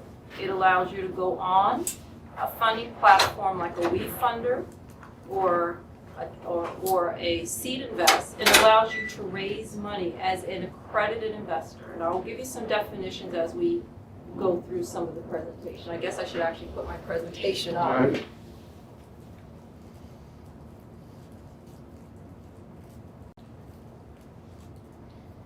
And I failed to say, and I think Kim's going to get into this, she's spoken a lot around the country about this, and it sounds more dry or less exciting than existing Kickstarter campaigns, but there's a lot of purpose and reason for speaking in fact, because there's so much hype out there about crowdfunding for equity that it's important to have an authority such as Kim to share with us these details. So, a little bit of background, like Bruce was saying. So, I have spoken all over about crowdfunding. I sit on lots of panels. I probably average 3 panels a week in terms of just answering questions about Kickstarter, about crowdfunding in general. But the nexus of this is that we're creating a brand new financial markets that will allow us to democratize how you can raise money and get your projects funded or get your companies funded. That's really the net of what we're going to be talking about this evening. Kickstarter and Indiegogo are great for you to take donations and to give rewards back for your products, but what it doesn't do is it does not give you a long-term incentive to give money or to place money in a company, and it does not help us to build the infrastructure in terms of small business. And so what the Jobs Act has been developed for is to actually help to build capital formation, which is something that's been lacking in our financial system for the past 6 years due to the recession. And I won't go into all of that because I'm sure we've all lived through that. So let's talk a little bit about the proposed rules for investors. So in order for you to invest in any one of these campaigns on a platform, you have to either be an accredited investor or a non-accredited investor. So prior to the Jobs Act, you had to be an accredited investor. An accredited investor is any individual that earns up to $200,000 a year or have a net worth of $1 million minus the value of their primary home. Or you can be a couple and you can have a annual net income of $300,000 or $1 million minus the annual income of your home.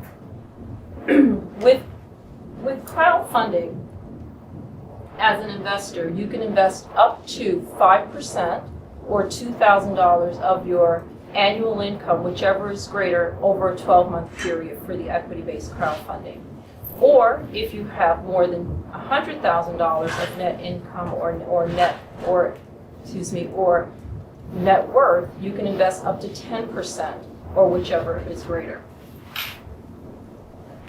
As an issuer, there are many disclosures that you would have to put forward in order to raise money on a crowdfunding platform. So if you're going on Kickstarter, as an example, you would have to put forward an executive summary, you can put forward a video, you can put forward disclose the people who work in your company, etc. On a crowdfunding platform for equities, you actually have to have a business plan, you have to disclose all your financial information. If you're going to raise more than $500,000 in one of these campaigns, you actually have to go and get audited financial statements. You have to disclose who owns 20% or more in your company, so whether that's the founding members, whether that is directors, whether those are employees, you have to disclose all of that information. You have to get a securities background check. You also have to get disclose how you valued the company. So when you're raising money on Kickstarter, though you may decide that you want to raise $100,000, you don't have to disclose on those particular websites the valuation, if you will, of your product or your company. When you're talking about an equity-based crowdfunding campaign, you actually have to go out and value the company. So as an example, if I want to raise $100,000, I may say I want to have 1,000 investors on my site. So I do the math and I say, okay, so then that means that each share for my company should be X, so that I can actually get to that total value of what I want to raise. Does that make sense? So you actually have to disclose how much the value of your company is, and you have to disclose the method in which you use to actually value the company. You also have to show what the target amount of the money is that you're trying to raise, and you also have to disclose what the use of proceeds are going to be. Very similar to what you have to do with a donation and reward-based crowdfunding platform, but this is a little bit more stringent because not only are you placing this information on a website, you're also going to be sending this information to the Securities and Exchange Commission.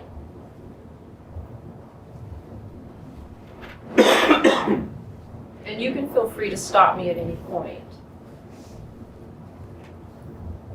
Let's talk a little bit about the crowdfunding platform. So we've talked about investors, we've talked about issuers, and now let's talk a little bit about the platforms.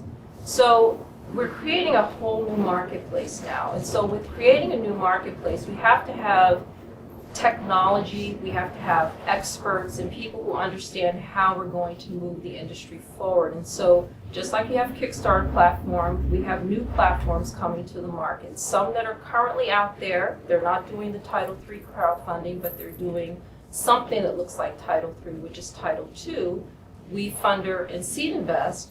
And what it does is it allows you to go on those sites and actually establish your campaign and to put forward all of those disclosure documents that I talked about. But what they also do is serve as a protection or a gateway for all of the investors. So in order for an investor to actually go on one of these sites to raise money, unlike on Kickstarter, if you and I see a campaign that we think is really cool and we want to put our money into that, what happens is on these new websites, we're going to actually have to take some level of education and attest to our understanding of the risk that's inherent in us making an investment on any one of these particular projects or within any company. And so once we go through this level of coursework, then we have to basically click a button and say that we attest to our knowledge, and that then allows us to become investors on those sites and put our funding into any project that we see.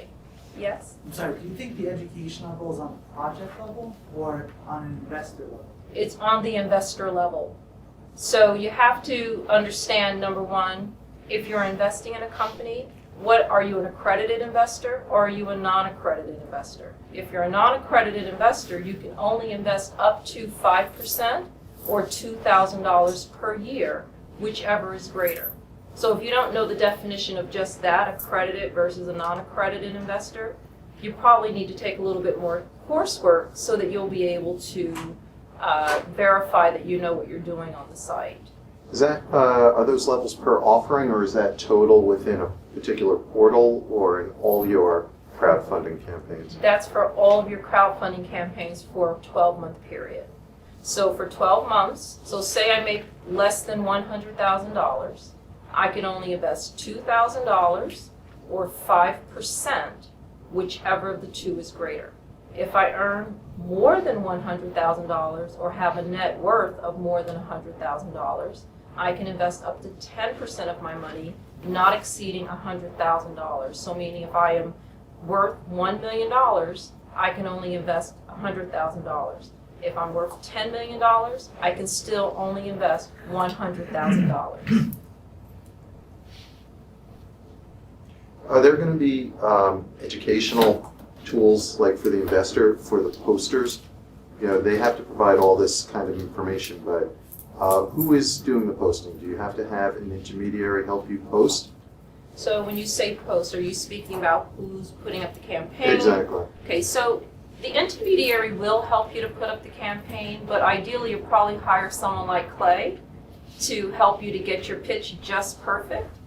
But you do have to have a business plan, and so many of you probably don't have a business plan if you're going to try to raise money, so that's the first thing that you probably want to get in order. The other is to think about what is the amount of money you want to raise, and very similar to what Clay was speaking about, you want to have a lower threshold in terms of what you want to try to raise your money for. The difference with what you're going to do with the equity-based or the debt-based crowdfunding is that your target amount is solely based, you're only going to be able to take the dollar amount that you raise if you hit your fully targeted amount. So say you want to raise $100,000 and you raise $99,000, no matter which platform you're on, you're not going to be able to take 1 penny. So it's important to value the target number based on what you really believe you're going to be able to hit. How are your investment dollars 5%, or 5%, 10%? How is that tracked? Who tracks it? Your system? So in the first instance, it's going to be tracked on the crowdfunding platform, but there are third-party service providers along with the SEC right now who are trying to figure out, should we create a centralized database that will aggregate all of the funding that takes place across the platforms, or will a third-party service provider provide that level of service? And is there a penalty if you receive? Well, there is no penalties at this point, but what could happen is if you choose to do that, if you plan to exceed the amount of money you're supposed to invest, and then you say the company goes out of business and you lose your money, you won't have any, just cause to go back and try to sue and get your money from these investors because you've sort of broken the law. So a little bit more about the crowdfunding platforms, and I speak a little bit about this because everyone thinks they just want to be an investor or they want to be an issuer, but sometimes I'm in a room with people who say, you know what, I actually want to become an intermediary, a funding platform, so how can I do that, or what are the risks inherent if I do that? So this is just kind of outlining some of those, some of these guidelines. So as a platform, you have to disclose all the information that I just previously mentioned. What you cannot do as a platform is you cannot take an investment in any offering that's on your website. So some people think that they're going to do a carry or they're going to create a special purpose vehicle and actually take money or take an investment stake in a company that's listing on the platform. You cannot do that. Other things you cannot do is you cannot pay. So as an example, Clay gets to meet all of you. He's helping you to build your campaigns. You're a rock star. And then all of a sudden, Clay says, well, I now have a relationship with portal ABC, which is my portal, and he's going to bring you all to my platform, and I'm going to list you on my platform, and I'm going to pay Clay some money. Well, I can't do that with the equity-based crowdfunding. So you can hire Clay, but the way that we protect the investors and the way that we protect you is that I can't pay that third party to bring you to my platform to list. So these are just some important details to share with you as we keep moving forward here. But you can pay a consultant a portion of equity in your company outside of the platform to Yes, so as the entrepreneur, you can pay Clay in equity, you can pay Clay cash to help you to get your project to a point to get it listed on a crowdfunding platform. It's just that the platform itself cannot pay Clay to bring you to that platform.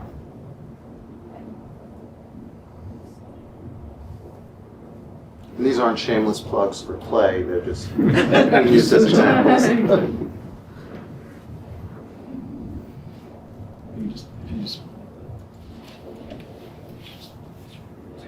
You can pay Clay for AV support too.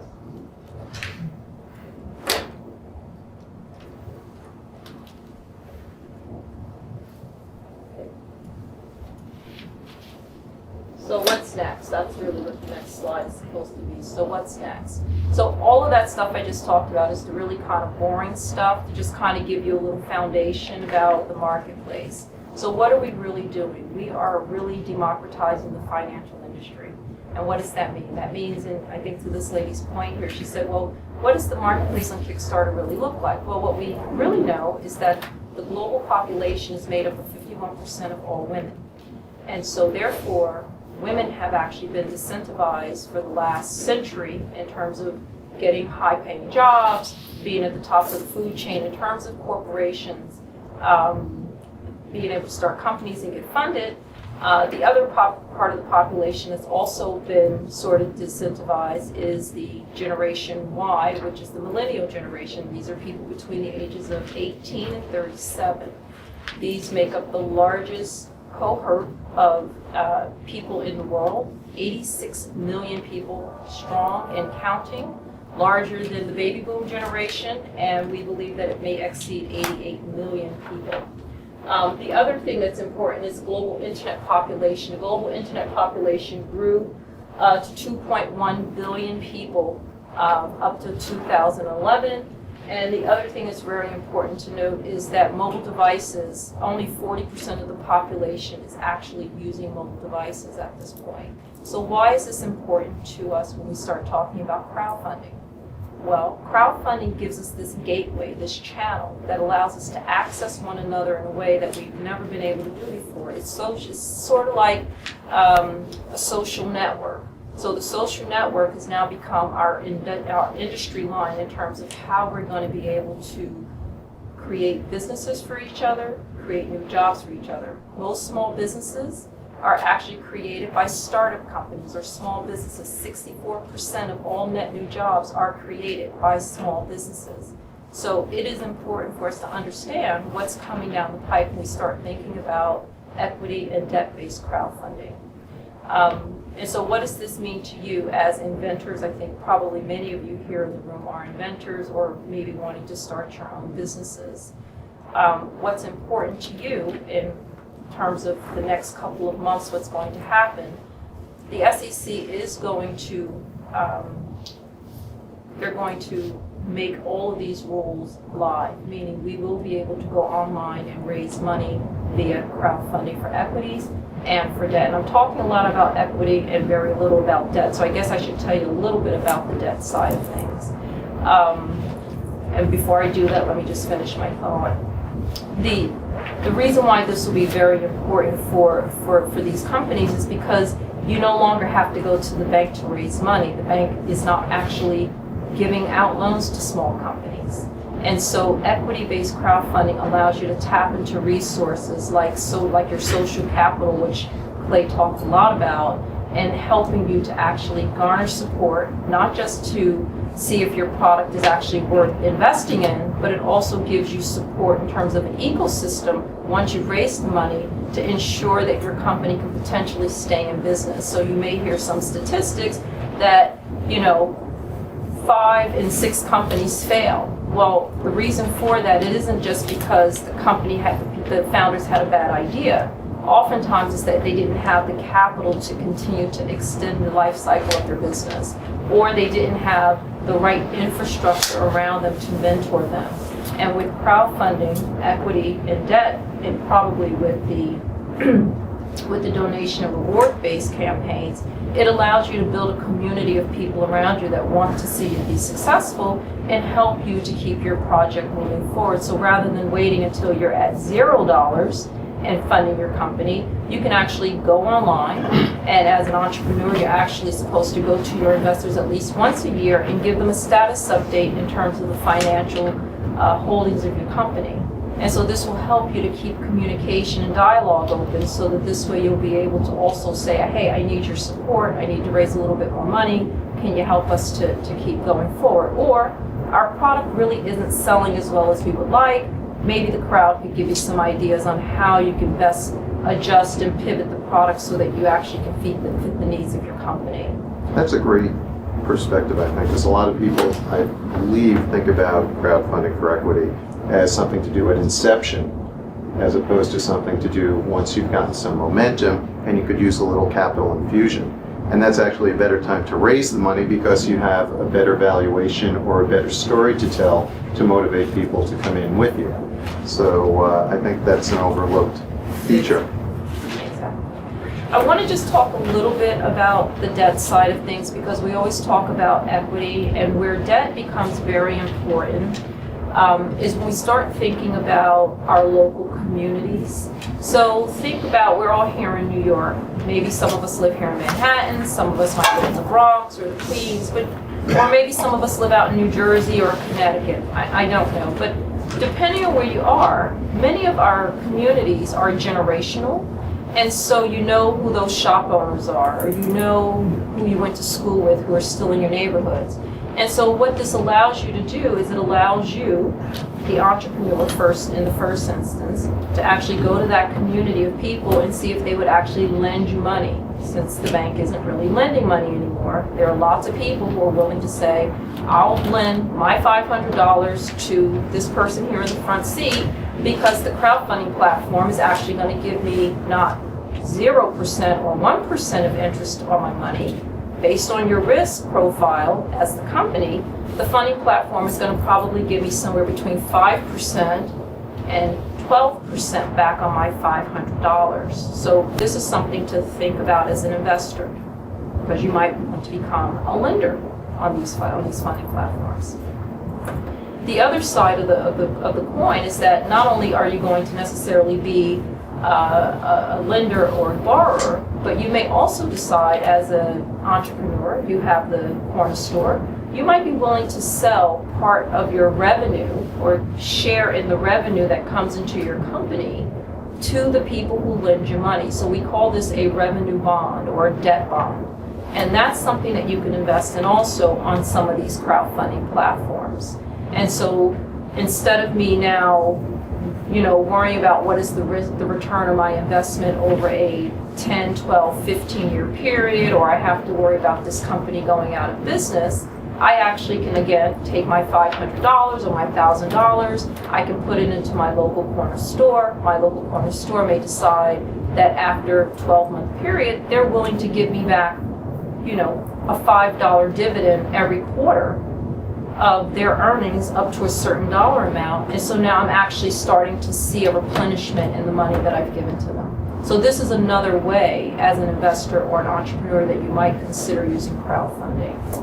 So I'm going to stop there because I can go into a lot of the other details which isn't as, fancy and fun as what Clay was talking about as yet, because we don't have a lot of examples to show you because the marketplace isn't open yet.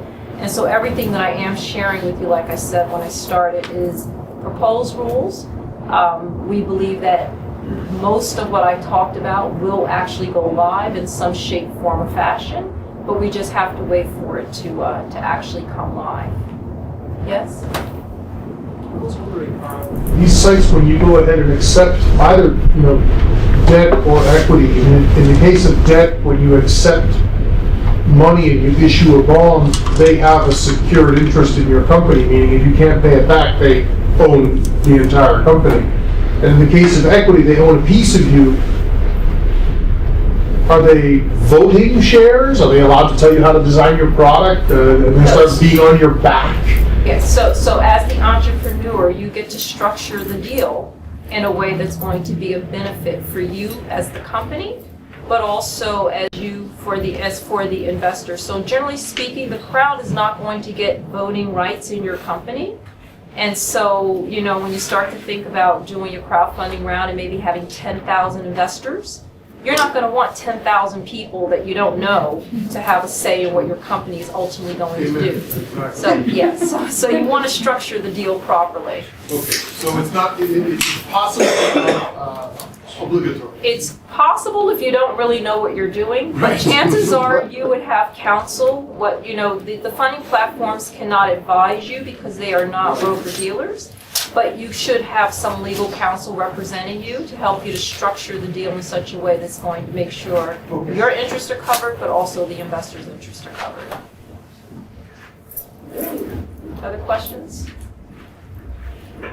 Yes? So what you're saying is, with these sites that are about to come about, it won't be so much public, but it will be more or less you going to friends, family, local town communities and stuff. I realize you were talking about in the debt scenario, but what about more for looking for equity? Like when that does come about, like are we talking about something that is very similar to Kickstarter or for that matter Indiegogo, where anybody could view it? That's exactly right. And so that's why this is very important and why it makes it very interesting for the capital markets, because anyone can see your offering. So in the past, if you lived in a small town in Minnesota, if you didn't have friends or family who actually had access to venture capital or angel groups, you just had access to your local community, so your opportunity to raise money was very limited. I understand. I guess what I'm trying to say is, how are you going to stop people from gaining a good share of your company? Similar, you know, I know you were just talking about like as far as structuring the deal, but as far as you know, just maybe more shares than you would like to give away. So that's just the thing. You're going to decide, I'm willing to sell 10% of my company for X dollars. Yeah. And based on that dollar amount, you're then going to say, well, I need to have X number of shareholders, or each shareholder can purchase up to X number. So as an example, if I know I can only take up to $100,000 per investor, but I want to raise I can only raise up to $1 million for my company, that means that maybe I'm only going to target 20 or 30 different people who might be able to give me the $100,000 versus me targeting 10,000 people and each one of them giving me $1,000. So it is a bit almost like an auction where there's a limited number of shares and it'll be a first come, first serve. So long as you qualify. Yes. Yes. So I know that the proposed rules allow for overfunding, just like Kickstarter happens that you can try to raise $30,000 and end up with $100,000. So on the equity-based side, does that mean that backers need to be aware of being diluted out before the deal closes? Like, how do you do your analysis as a backer? Because if the issuer gets overfunded, your stake in the company changes, right? Not necessarily. So based on the current proposed rules, we haven't decided what the threshold is going to be in terms of oversubscription. The proposal right now is, I think, at 30%. But if you are only raising, say if you're raising $1 million, you can't be oversubscribed of $1 million. You are capped at $1 million raised on your funding platform. So let's say you're trying to give away 10% for $500,000. And then instead of raising $500,000, you raise $550,000. So all the people that subscribe essentially get diluted out in the sense that it's not necessarily the same offering. No, it's the same. It is the same offering. So the company will automatically understand how much more they're going to reallocate at the same valuation as the previous shares. And they also have to disclose what are they going to do with the extra money that they raise for that use of proceeds. So I can't say I'm going to raise $500,000 and then I go out and I raise $750,000. That $250,000 spread, I'm going to have to be able to adjust. I'm going to have to adjust to the to my normal crowdfunding raise in terms of the dollar amount, the equity that I've already given to the $500,000. But then equally, I have to disclose what I'm going to do with the extra $250,000. Patrick. I guess I'm asking this question is, how do we know history's not going to repeat itself? My understanding is that this was declared illegal 80-some years ago after the stock market crash triggered the Great Depression, because people were buying shares willy-nilly, selling it to grandmothers who didn't know. I mean, how do we know? I guess it's unanswerable. What is your opinion on this? Why is this time different? 80 years ago, the Securities and Exchange Commission, they actually wrote into the Securities Act of 33 and 34 that this was illegal, so you couldn't do it. It was illegal. But now those laws have been changed, so now we're legalizing it. We're also building a structure around the industry that's going to actually shepherd the entrepreneur as well as the investor to ensure that there is no fraud or very little instances of fraud. So if we look at funding platforms, say in Australia, which is the oldest platform, the ASOB, Australian Small Scales Offering Board, they've been in business for 8 years. They have 0 instances of fraud on their site. If we look at sites over in London, which have been up for the past 3.5 years, 0 instances of fraud. It isn't that fraud hasn't tried to, it isn't that there hasn't been some instances of people attempting to fraud the system, but because of the crowd being very interactive and the communication channels that are built into the funding platforms, the crowd has a way of quelching all of that noise and saying, this doesn't look right, or this person stole someone else's idea, or, or Johnny, he really isn't an entrepreneur, he's just gaming the system. And the crowd shuts them down. It's the same thing that happens on Kickstarter, by the way, because I've seen where they've shut down several campaigns on Kickstarter because of fraudulent activity. It's interesting. I was speaking to a CPA who's with a large New York firm, and when I was first chatting with him about crowdfunding, he's like, oh, that's crazy, there's going to be a lot of fraud. And he was going on for a minute or so, and he said, wait a second, something, I'm full of crap, himself. I lost $30,000 in the late 90s in the internet bubble, and there was all kinds of regulation and people who are supposedly registered to be able to sell you things, and there was a lot of hype and hysteria. So I think, to Kim's point, daylight is the best sanitizer in terms of keeping things under control, and this is no different than anything else. If you're going to make an investment, be an informed investor. And just try and make as wise decisions as possible. And just one more thing on your point. So there are also third-party tools that are being created that will actually help the investors to make more informed decisions. So there's a company called CrowdCheck, which does a lot of due diligence in making sure that the entrepreneurs are actually who they say they are. They do like World Check to make sure that you're not getting money from, you're not a terrorist group. They do all kinds of background checks. The biggest, in my opinion, the biggest opportunity for fraud is to present a perfectly good business plan, but use the funds for something else. Off the Bahamas you go, or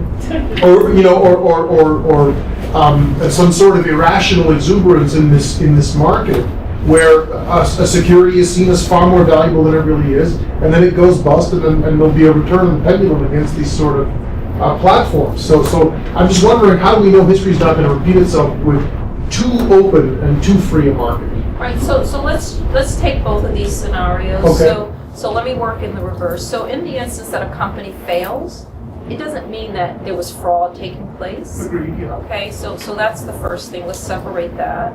And then in terms of the other, you take the money and you go to the Bahamas. Well, the thing is that no one can guess that you're going to do that. But the chances of you doing that and setting up are pretty good, actually, in my case. Well, the thing is that all of the exercise that you have to go through and actually to list a crowdfunding campaign on a website, and then for that crowdfunding campaign to have to go to the SEC and be registered at the SEC and sit there for 21 days before anyone can actually transact any money on your campaign. If someone has the energy to do that and then register with the SEC, and then potentially, they'll do it no matter what. They may try to do that, but I'm sure that if you were going to do that, or if I was going to do that, we've probably told our friends or someone, guess what, as soon as I get that money, I'm going to the Bahamas. Hopefully our friends have more integrity than we do, and they're going to shut us down. It's interesting, though. You look at some of the cases in the mid-2000s, whether it be Tyco or Bernie Evers from MCI. Enron, exactly. And we're talking about tons and tons of money. Yeah. On a relative basis, these campaigns are much, much smaller. So the amount that you could actually loot off with is less. Now, not that it's, it's not a harm to the person that invested $10,000 with you, but I think it's a matter of long run, short slide. If you're going to commit a fraud, do it on a big scale. Right. By the way, I'm not encouraging you to do that. Hypothetically speaking. My question, I'm pretty new to this, so I wanted to know regarding, you have a crowdfunding campaign. Do you get the money at the end once you hit 100%, or do you get it in chunks, or how does that work? Because I feel like if someone's able to, in scenarios where we're talking about potential fraud, if someone's getting, every donation as they come in, Is that how it works, or is it? No, so what happens is once you start, so after the 21-day cooling period takes place, the money is going into an escrow account. The escrow account has to sit at the bank, and all of the money is in separate accounts, so it's not like they're compiling all of our funds together and they can't separate. So they're segregated escrow accounts at a bank. For the same campaign that has separate accounts? Say again? The same campaign has separate accounts? No, it has, so it's in an escrow account, and the escrow account has to separate all of our funds, meaning they can't pool it all together. But to you, the outside person, it looks like just one escrow account, but I'm just sharing with you the back end of everything. Okay. So your funds are separated. You as the investor can actually cancel your offering, cancel your investment up until the campaign closes, so you can pull your money out of the deal. And none of that money will get sent to the entrepreneur until they hit their funding target. So you want to raise $100,000, you have to raise the $100,000 or you don't get one penny. All or nothing on that. It's an all or nothing campaign. Okay. Kim, somebody may have asked this, but just in terms of what the new rules are going to be, is the entrepreneur going to be expected to market it like the marketing that Clay went through before? Yes. So you have to have a video, you have to have an executive summary, you have to have a business plan, you have to show your financial statements. Well, what about Have to or going out? should? You have to. Oh, really? Because all of this has to be packaged, it has to go on the funding platform site, and it also has to go down to the SEC. But you're referring to what's on the site itself. What I'm asking about is, would I go out and put an ad in Facebook to solicit people to go there and donate? So if you were to put your campaign on Facebook, you have to point, so you might have a splash page up that just says raising money on WeFunder, but then you have to click through to get back to WeFunder. So you can't do any sort of advertising anyplace else except on that funding platform. Are there going to be limitations as to what people can say in those advertisings? Like, can I say I've got the greatest widget that the world has ever known? You can't lie. You have to have disclaimers. Well, what if I think it is? I mean, that's not a lie, right? Well, I think you have to measure what you're going to say, because if you say things that are going to be damaging, maybe long term, and we can cite certain cases where people said that they projected revenue of X and really the revenue was Y, and then they went out further and they started saying other things. Those people are now under the Securities Bad Actors rule and being investigated. So you want to be careful about that. Yeah, but are there going to be guidelines and rules as to what people can and cannot claim? Is what I'm there's the potential there for a lot of misrepresentation, and that would be where fraud would come in as well. So you have to have disclaimers. Okay.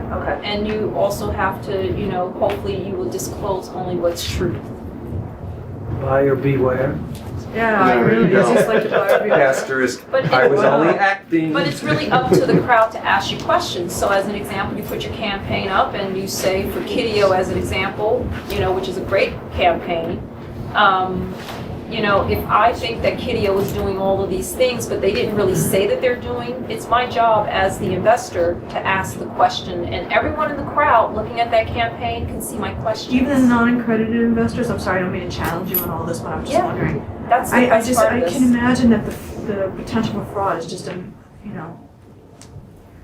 fraudulent claims. Yeah. My product can do this when it can't. People are smart. There should be. People are smart. But it's interesting because it's like a lot of things in life, you have a choice. And if you don't like what you see on television on one channel, go someplace else. If you think this guy is fraudulent or woman, don't invest in their campaign. That's exactly right. Okay. But I think the word you use, the phrase, and I love it, is that it's the democratization of who's offering and who's participating. When Facebook was launched, if you didn't know the right investment banker to get allocation, you weren't participating. Now, if you have access to a platform, whether you're accredited or not, and whether you have someone on the inside or not, you have access to these campaigns, and you have the choice to participate or not. And so when you look back at the Oculus RV, we don't know. Well, Facebook purchased it. We believe that long term it's probably going to be successful of some sort. But imagine if you were an investor and not just a donor into that campaign. and you put $1,000 in, your return would have been 400x. So you would have walked away with $400,000 by just making a $1,000 investment.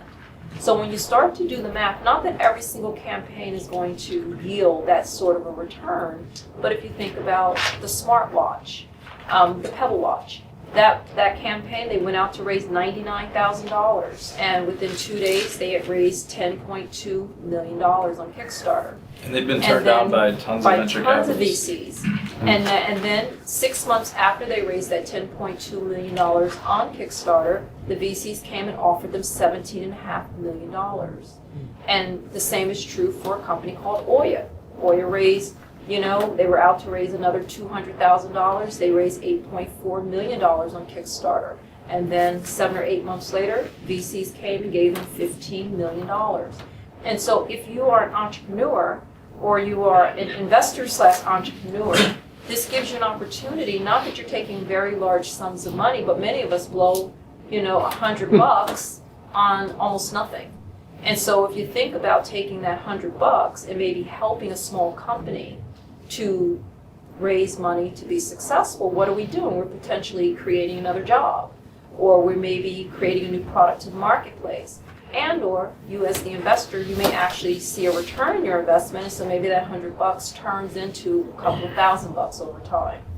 So it's just your perspective on how it might work out. Just a couple more questions. Do the platforms exist in some type of prototype form right now? I mean, is Kickstarter going to do this? Or?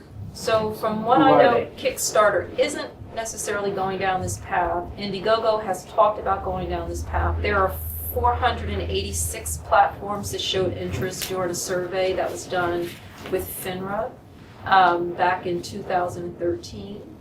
I can give you the names of, the top 10 sort of sites that will be coming to market, but, we don't know yet which ones are going to actually make it to market. We're waiting How about for 3? Okay, so WeFunder, Seed Invest, Crowdfunder, Offerboard, Startup Valley, Early Shares. Thank you. Is that enough? Crowdfunder just bought LaunchRock. I showed the landing page tool about a simple way to throw up and gather email addresses from your backers. Crowdfunder just bought them because it's such an important thing for crowdfunding. So that's one of the tools they acquired LaunchRock a few weeks ago. And one more question. Yeah, you touched upon something that I definitely feel like this is definitely more like particularly a great opportunity for an investor. Gives like more people who have more moderate incomes a chance to do something that generally was very exclusive in the past for accredited investors. At least from my understanding of this. I have a couple of questions with regard to that. One being is, how do they regulate the investor themselves, depending on their income level, right? And is it on income, or is it actually what you're worth, minus your house? It's on both. Okay. So the way that the rules are currently drafted, you might have a net worth of $2 million, and you may have 0 annual income. Your income may just be the interest on your investments. Okay. You see, but you can still invest up to 10% of your net worth. Okay. Okay, not the 5% because you are worth $2 million. Or on the other side, you might have an annual income of $150,000 or $250,000, but you might only have $10,000 in the bank. Yeah. And so based on that, you can still invest up to 10%. Got it. You see? Well, my question is how do they regulate that? With regard to how do they know I'm telling the truth? Or, how do they know I'm throwing all my money? So we would hope that you as the investor would want to protect yourself. So kind of why would you want to say that you're something that you're not when it comes to investing? But some people may choose to do that. That's the first thing. So your own integrity. But the second is that we are creating tools in the market that will, help us to track. If you've gone on my site to raise money, you've gone on Bruce's site to raise money, we should be able to talk cross-platform, to be able to say, no, you've exceeded your threshold. Okay. But that's in development. Okay. And any other, oh my gotcha. Oh yeah, so the one thing that I feel like is that like the crowdfunding sites, more for like, giving back, say like whatever it is you're making, or like if you give $250, you get X, if you give $500, you get 2 times X or whatever, right? Like, as for not being a shareholder, or an investor for that matter. I feel like that is almost like better for the inventor, like in a way, because like you have you don't have to like go through all the regulation stuff, and like if you're really just trying to get that spark to get going with it, you could always go, in the future, like create like a private, like you could get shareholders later on in the future. Right. So I think it depends on where you are in the life cycle of your idea. So it all starts with the idea, and so maybe you have a product, but you don't really have a company. And so if you only have an idea or a product, you're probably not going to necessarily do equity or a debt-based raise. You probably are going to stick to a reward or donation sort of platform to raise money. But now when you've raised a little bit of money, it's kind of like stepping stones. Yeah. So now you've shown that you have some level of credibility. Going back to, what was the one with the Oculus? Oculus. So going back to that, they raised what, like 10 times the amount of like what they originally, like, okay, so now would they still be able to raise 10 times the amount with a like a shareholder version of this? I mean, would they be able to exceed that, or would it just stop that? They did. No, so if you are raising on Title III, so Title III only allows allows the entrepreneur to raise up to $1 million per 12-month period.